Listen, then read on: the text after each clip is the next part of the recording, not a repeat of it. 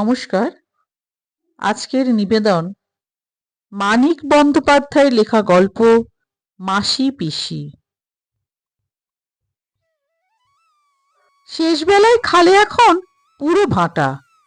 জল নেমে গিয়ে কাদা আর ভাঙা ইটপাটকেল ও ওজনে ভারী আবর্জনা বেরিয়ে পড়েছে। কংক্রিটের পুলির কাছে খালির ধারে লাগানো শালটি থেকে খড় তোলা হচ্ছে পাড়ে। পাশাপাশি জোড়া লাগানো দুটো বড় শালতি বোঝায় আটি বাঁধা খড় তিনজনের মাথায় চড়ে গিয়ে জমা হচ্ছে ওপরের মস্ত কাদায়। ওঠানামার পথে ওরা খড় ফেলে নিয়েছে কাদায়। শালতি থেকে ওদের মাথায় খড় তুলে দিচ্ছে দুজন। একজনের বয়স হয়েছে, আধ পাকা চুল, রোগা শরীর। অন্যজন মাঝবয়সী, বেটে, জোয়ান, মাথায় ঠাসা কদম ছাটা রুক্ষ চুল। পুলের তলা দিয়ে ভাটার টান ঠেলে এগিয়ে এলো সরু লম্বা আরেকটা শালতি। দুহাত চওড়া হয় কি না হয়। দুমাথায় দাঁড়িয়ে দুজন প্রৌঢ়া বিধবা লগি ঠেলছে। ময়লা মোটা থানের আঁচল দুজনেরই কোমরে বাঁধা। মাঝখানে গুটিসুটি হয়ে বসে আছে অল্প বয়সী একটি বউ। গায়ে জামা আছে, নকশা পাড়ের সস্তা সাদা শাড়ি, আটোসাটো থমথমে গড়ন, গোলগাল মুখ। মাসি পিসি ফিরছে কৈলাস, বুড়ো লোকটি বলল। কৈলাস বাহকের মাথায় খড় চাপাতে ব্যস্ত ছিল। চটপট শেষ আঁটিটা চাপিয়ে দিয়ে সে যখন ফিরল, মাসি পিসির শালতি দুহাতের মধ্যে এসে গেছে। ও মাসি, ও পিসি, রাখো রাখো, খবর আছে শুনে যাও। সামনের দিকে লগি পুঁতে মাসি পিসি শালতির গতি ঠেকায়। আহ্লাদের সিঁথি সিঁদুর পর্যন্ত ঘোমটা টেনে দেয়। সামনে থেকে মাসি বলে বিরক্তির সঙ্গে, বেলা আর নেই কৈলাস। পিছনে থেকে পিসি বলে, অনেকটা পথ যেতে হবে কৈলাস। মাসি পিসির গলা ঝরঝরে, আওয়াজ একটু মোটা, একটু ঝংকার আছে। কৈলাসের খবরটা গোপন। দুজনে লম্বা লম্বা শালতি দুমাথায় থাকলে সম্ভব নয় চুপে চুপে। মাসি বড় শালতির খড় ঠেকানো বাঁশটা চেপে ধরে থাকে। পিসি লগি হাতে নিয়ে পিছন থেকে এগিয়ে আসে সামনের দিকে। আহ্লাদি যেখানে ছিল সেখানে বসেই কান পেতে রাখে। কথাবার্তা সে সব শুনতে পায় সহজেই, কারণ সে যাতে শুনতে পায় এমনই করেই বলে কৈলাস। বলি মাসি, তোমাকেও বলি পিসি। কৈলাস শুরু করে, মেয়াকে একদম শ্বশুরঘর পাঠাবে না মনে করেছো যদি, সে কেমন ধারার কথা হয়? এত বড় সুমত্ত মিয়া, তোমরা দুটি মেয়ে লোক বাদে ঘরে একটা পুরুষ মানুষ নেই। বিপদ আপদ ঘটে যদি তো? মাসি বলে, খুনসুটি রাখো দেখি কৈলাস তোমার, মোদ্দা কথাটা কি তাই কও। বললে না যে খবর আছে কি? পিসি বলে, খবরটা কি তাই কও, বেলা বেশি নেই কৈলাস। মাসি পিসির সাথে পারা যাবে না জানে কৈলাস। অগত্যা ফেনিয়ে রসিয়ে বলবার বদলে সে সোজা কথায় আসে। যোগুর সাথে দেখা হলো কাল, খড় তুলে দিতে সাজ হয়ে গেল। তার দোকানে একটু, মানে আর কি, চা খেতে গেছি চায়ের দোকানে, যোগুর সাথে দেখা। মাসি বলে, চায়ের দোকান না কিসের দোকান তা বুঝেছি কৈলাস, তা কথাটা কি? পিসি বলে, শুরিখানায় পড়ে থাকে 12 মাস, সেটা ছাড়া আর ওকে কোথা দেখবে? হাতে দুটো পয়সা এলে তোমারও স্বভাব বিগড়ে যায় কৈলাস। তা কি বললে যোগু? কৈলাস ফাঁপড়ে পড়ে আর চোখে চায় আহ্লাদির দিকে। হঠাৎ বেমাক্কা জোরের সঙ্গে প্রতিবাদ করে সে, তা নয়, পুলের কাছেই চায়ের দোকান, মাসি পিসি গিয়ে জিজ্ঞাসা করুক না সেখানেই। তারপরে জোর হারিয়ে বলে, মাল খাওয়া একরকম ছেড়ে দিয়েছে যোগু। লোকটা কেমন বদলে গেছে মাসি। সত্যি কথা পিসি, যোগু আর সেই যোগু নেই। বউকে নিতে চায় এখন। তোমরা নাকি পণ করেছো মেয়া পাঠাবে না, তাতেই চটে আছে। সম্মান তো আছে একটা মানুষের। কবার নিতে এলো তা, মেয়া দিলে না, তাই তো নিতে আসে না আর। আমি কি বলি, নিজেরা যেচে এবার পাঠিয়ে দিও মেয়াকে। মাসি বলে, পেটে শুকিয়ে লাঠি সাদা খেতে, কলকে পড়া ছ্যাঁকা খেতে, খুঁটির সাথে দড়ি বাঁধা হয়ে থাকতে দিনভর রাতভর। পিসি বলে, লাঠির চোটে ফের গর্ভপাত হতে, না মরতে। গর্ভপাত? কৈলাস বলে আশ্চর্য হয়ে, ফের গর্ভপাত? সত্যি নাকি মাসি? এ যে প্যাচালো ব্যাপার হলো পিসি। মাসি বলে, কিসের প্যাচালো ব্যাপার কৈলেশ? মুয়ে নুড়ে জ্বলবো তোমার, ফের যদি বলবে তুমি ব্যাককেলে কথা। যোগু আসে ঘন ঘন ওকে নিতে, থাকেনি দুদিন 4 দিন করে। পিসি বলে, মেয়ে না পাঠায়, জামাই এলে রাখিনি, জামাই আদরে তাকে। ছাগলটা বেচে দিয়ে খাওয়াইনি, ভালো মন্দ 10টা জিনিস। মাসি বলে, ফের আসুক, আদরে রাখবো যতদিন থাকে। বজ্জাত হোক খুনি হোক, জামাই তো, ঘরে এলে খাতির না করবো কেন? তবে মেয়া মোরা পাঠাবো না। পিসি বলে, না কৈলেশ, মরতে মোরা মেয়াকে পাঠাবো না। বুড়ো রহমান একা খড় চাপিয়ে যায় বাহকদের মাথায়, চুপচাপ শুনে যায় ওদের কথা। ছলো ছলো চোখে একবার তাকায় আহ্লাদির দিকে।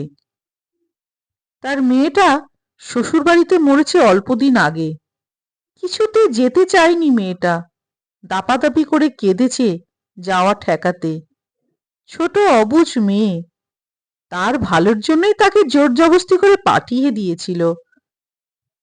আহ্লাদের সঙ্গে তার চেহারায় কোনো মিল নাই। বয়সে সে ছিল অনেক ছোট, চেহারা ছিল অনেক বেশি রোগা। তবু আহ্লাদির ফ্যাকাশে মুখে তারই মুখের ছাপ রহমান দেখতে পায়। খড়ের আঁটি তুলে দেবার ফাঁকে ফাঁকে যখনই সে তাকায় আহ্লাদির দিকে। কৈলাস বলে, তবে আসল কথাটা বলি। যোগু ওকে বললে এবার সে মামলা করবে বউ নেবার জন্য। তার বিয়ে করার বউকে তোমরা আটকে রেখেছো বদ মতলবে, পয়সা কামাচ্ছ। মামলা করলে বিপদে পড়বে।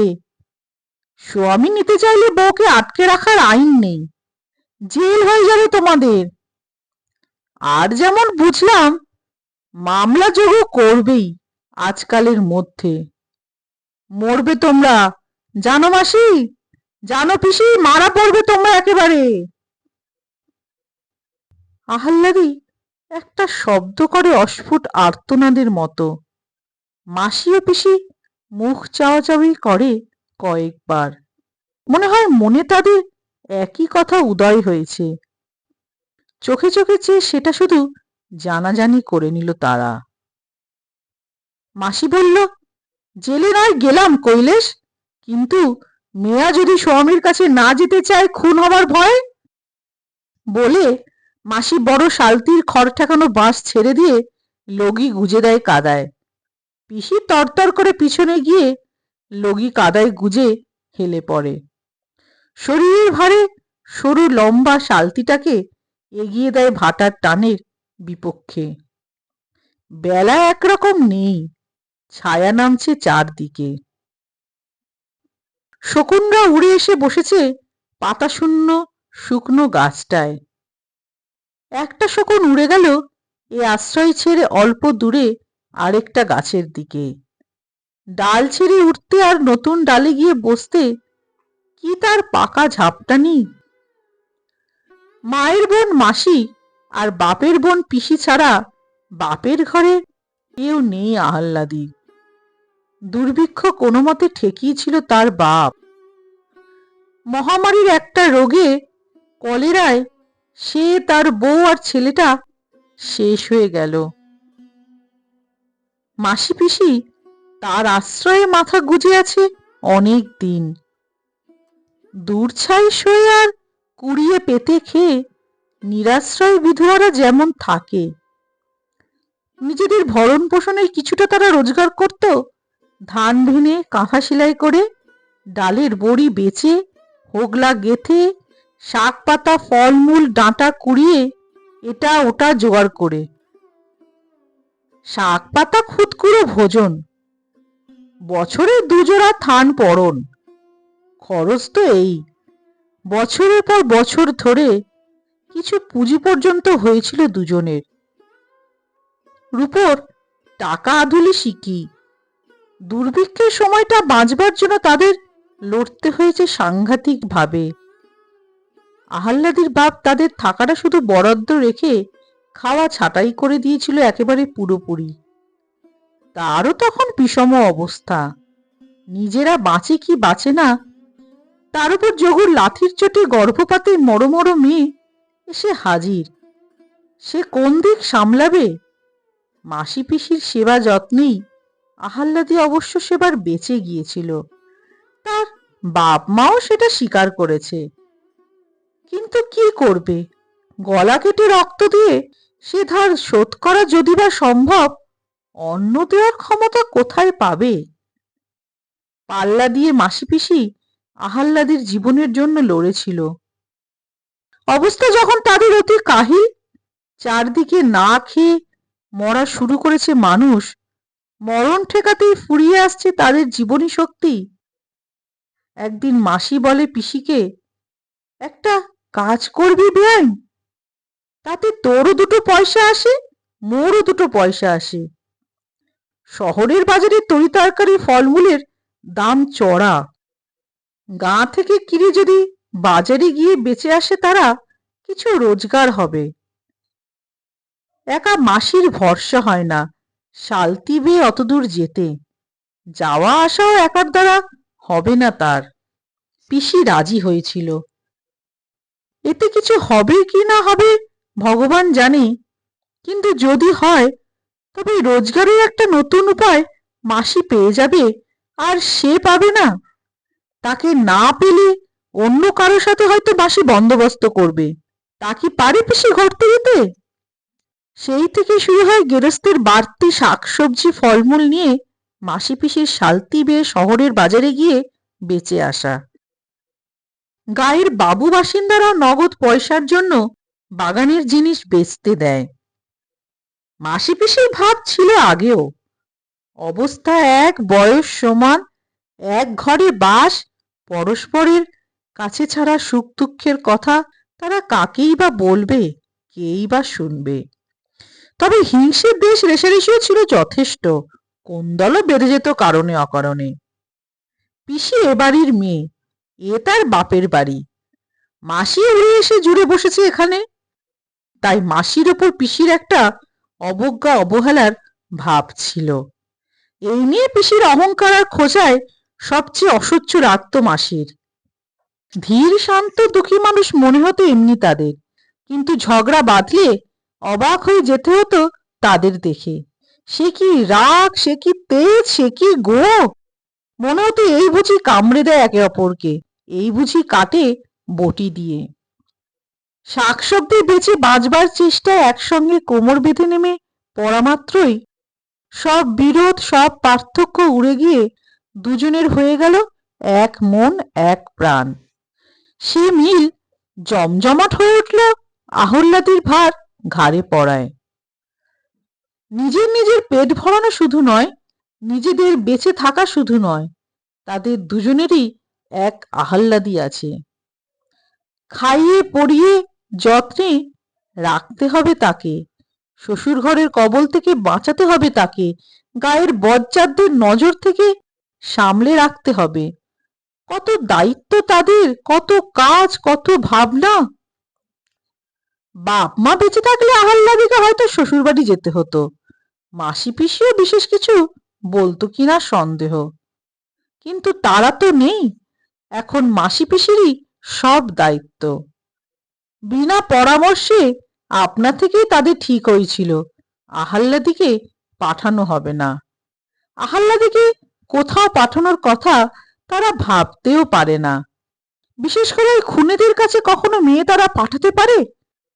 যাবার কথা ভাবলেই মেয়ে যখন আতঙ্কে পাংশুটে মেরে যায়। বাপের ঘর দুয়ার জমি জমাটুকু আহ্লাদিতে বর্তেছে। যোগুর বউ নেবার আগ্রহ খুবই স্পষ্ট। সামান্যই ছিল তার বাপের, তারও সিকিমতো আছে মোটে, বাকি গেছে গোকুলের কবলে। তবু মুফতে যা পাওয়া যায় তাতেই যোগুর প্রবল লোভ।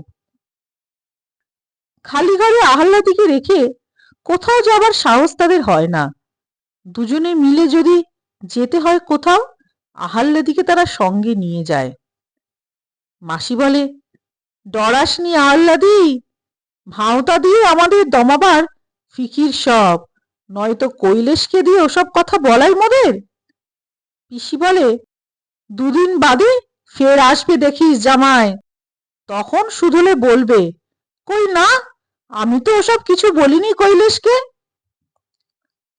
মাসি বলে, 4 মাসে পড়লি, আর কটা দিন বা। মা মাসির কাছেই রইতে হয় এই সময়টা, জামাই এলে বুঝিয়ে বলবো।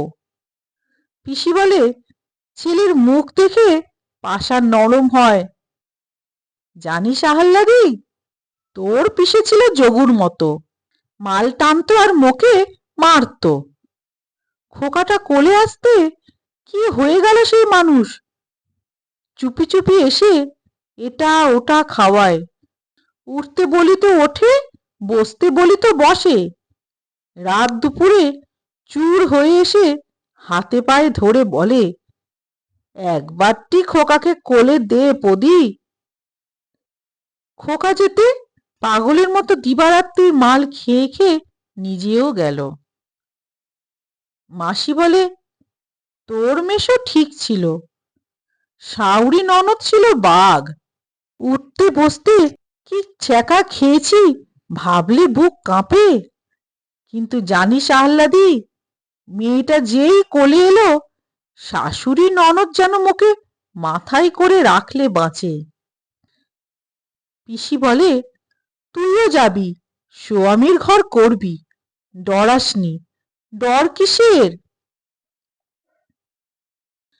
বাড়ি ফিরে দ্বীপ জেলে মাসি পিসি রান্না বান্না সারতে লেগে যায়। বাইরের দিন কাটলেও আহ্লাদির পরিশ্রম কিছুই হয়নি, শুয়ে বসেই দিন কেটেছে। তবু মাসি পিসির কথায় সে একটু সই। শরীর নয়, মনটা তার কেমন করছে, নিজেকে তার ছেঁচড়া আর নোংরা নর্দমার মতো লাগে। মাসি পিসির আড়ালে থেকেও সে টের পায় কিভাবে মানুষের পর মানুষ তাকাচ্ছে তার দিকে, কতজন কতভাবে মাসি পিসির সঙ্গে আলাপ জমাচ্ছে, তরি তরকারির মতো তাকেও কেনা যায় কিনা যাচাই করবার জন্য। গায়েরও কতজন তার কত রকমের দর দিয়েছে মাসি পিসির কাছে। মাসি পিসিকে ছিঁড়ে তারা অনেকটাই চুপচাপ হয়ে গেছে আজকাল। কিন্তু গোকুল হাল ছাড়েনি, মাসি পিসিকে পাগল করে তুলেছে গোকুল। মায়ের বাড়া তার এই মাসি পিসি, কি দুর্ভোগ তাদের তার জন্য। মাসি পিসিকে এত যন্ত্রণা দেওয়ার চেয়ে সে নয় শ্বশুর ঘরে লাঞ্ছনা সইত, যোগুর লাথি খেত।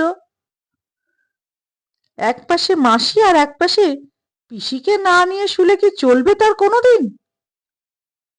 রান্না সেরে খাওয়ার আয়োজন করছে মাসি পিসি, একেবারে ভাত টাত বেড়ে আহ্লাদিকে ডাকবে। ভাগাভাগি কাজ তাদের এমন সড়গড় হয়ে গেছে যে বলা বলির দরকার তাদের হয় না, দুজনে মিলে কাজ করে যেন একজনে করছে। এবার ব্যঞ্জনে নুন দেবে, এ কথা বলতে হয় না পিসিকে, ঠিক সময় নুনের পাত্র সে এগিয়ে দেয় মাসির কাছে। বলা বলি করছে তারা আহ্লাদির কথা, আহ্লাদির সুখ দুঃখ, আহ্লাদির সমস্যা, আহ্লাদির ভবিষ্যৎ। জামাই যদি আসে, একটি কড়া কথা তাকে বলা হবে না, এতটুকু খোঁচা দেওয়া হবে না।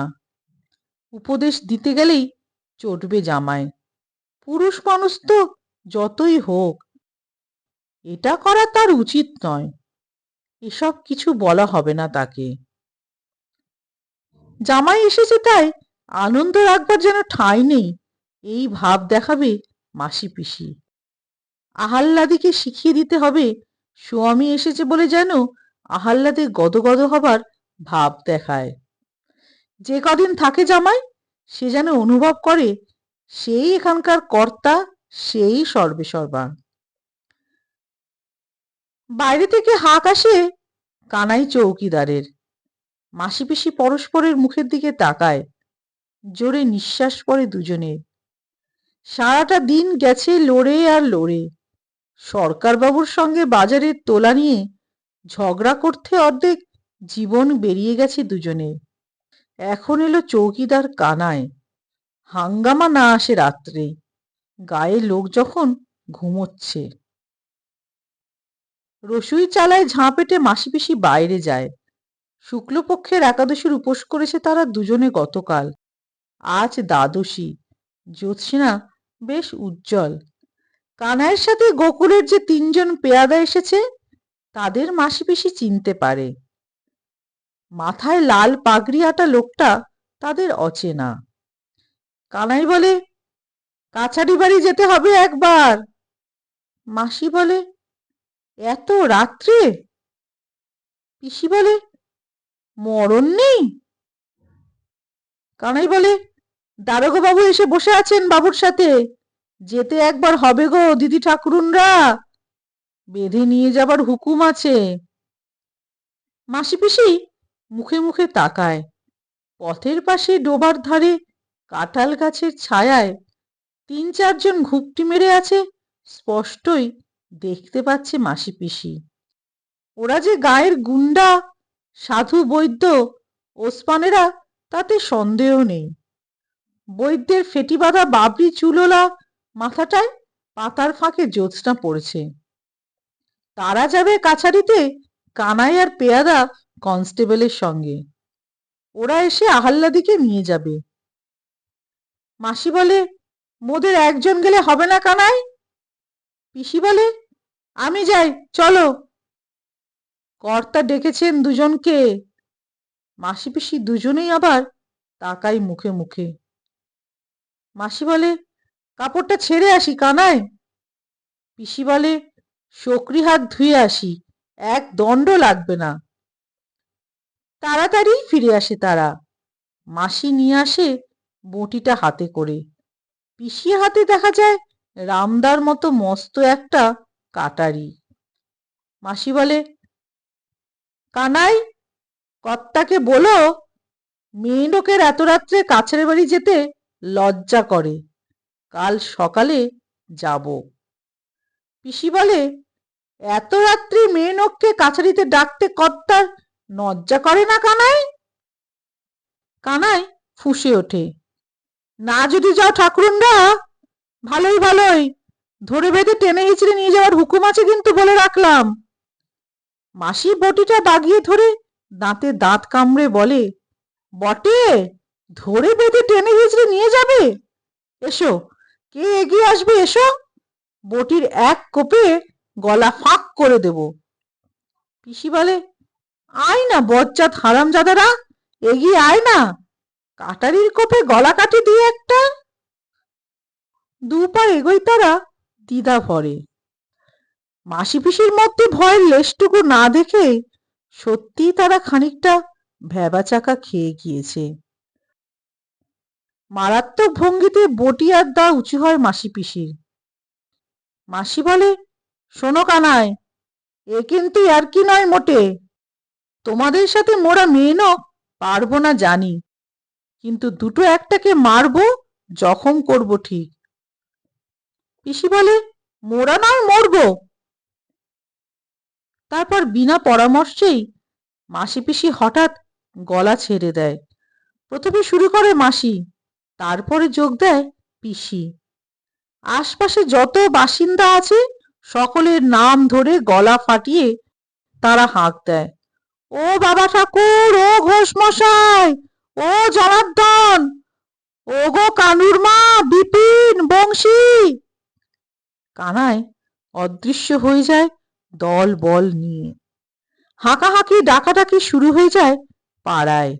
অনেকে ছুটে আসে, কেউ কেউ ব্যাপার অনুমান করে ঘরের জানলা দিয়ে উকি দেয় বাইরে না বেরিয়েই।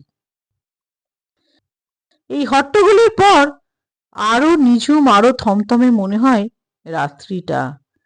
আহাল্লাদিকে মাঝখানে নিয়ে শুয়ে ঘুম আসে না মাসি পিসির চোখে।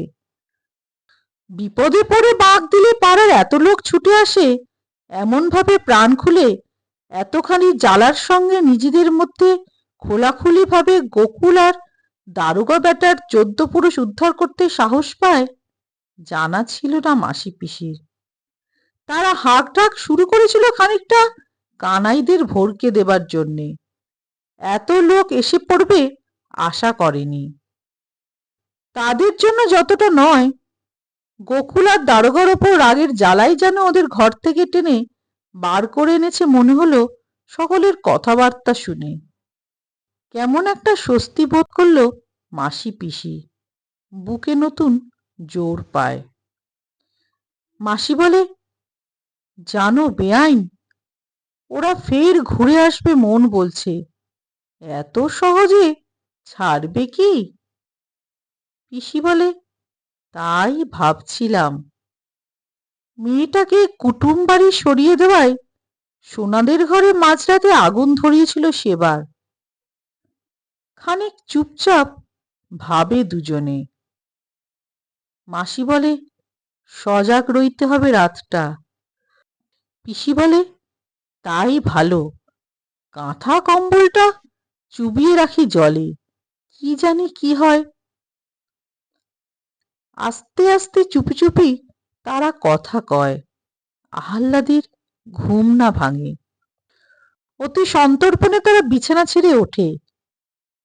আহ্লাদির বাপের আমলের গরুটা নেই, গামলাটা আছে। ঘড়া থেকে জল ঢেলে মোটা কাঁথা আর পুরনো ছেঁড়া একটা কম্বল চুবিয়ে রাখে। চালায় আগুন ধরে উঠতে উঠতে গোড়ায় চাপা দিয়ে নেভানো সহজ হয়। ঘড়ায় আর হাঁড়ি কলসিতে আরো জল এনে রাখে তারা ডোবা থেকে। বটি আর দা রাখে হাতের কাছেই। যুদ্ধের আয়োজন করে তৈরি হয়ে থাকে মাসি পিসি। গল্পটি এখানেই শেষ হলো। চলে যাবার আগে একটি ছোট্ট ঘোষণা। আপনাদের যদি বিশেষ কোনো গল্প শুনতে ইচ্ছে করে, তাহলে অবশ্যই আপনারা আমাকে সেটি কমেন্ট করে জানাতে পারেন। আমি অতি অবশ্যই চেষ্টা করব আপনাদের পছন্দের সেই গল্পটি আমার গল্পের গ্রামোফোন চ্যানেলে তুলে ধরতে। এছাড়াও যদি আপনাদের নিজস্ব লেখা কোনো গল্প থাকে, যেটি আপনারা সকল শ্রোতাবৃন্দের সামনে তুলে ধরতে চান, তাহলেও আপনারা আমাকে সেটি কমেন্ট করে জানাতে পারেন এবং আমার ডেসক্রিপশন বক্সে দেয়া ইমেল আইডিতে সেই গল্পটি পাঠিয়ে দেবেন।